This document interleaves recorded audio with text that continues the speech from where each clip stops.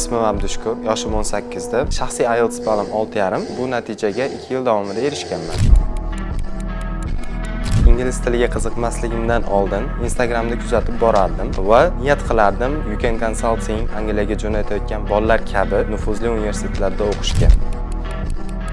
Bir necha konsaltinglarga borganmiz konsultatsiya uchun. Borgan konsaltinglarimizni solishtirganmiz bir-biriga. Bularning ichidan UK Consulting menga ko'proq manfaatliroq bo'lib chiqqan.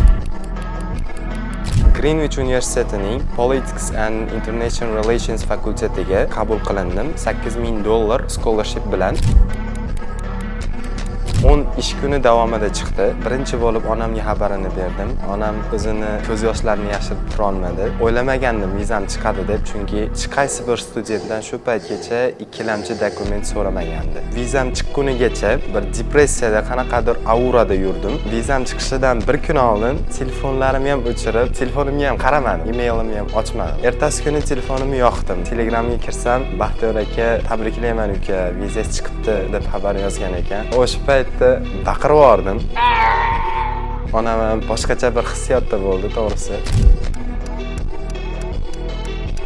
UK Consultingni tanlashini tavsiya qilaman. Qancha erta dokument topshirsangiz, shuncha sizga foyda bo'ladi, chunki Angliya 2 mavsumda qabul qiladi. See you everyone in London.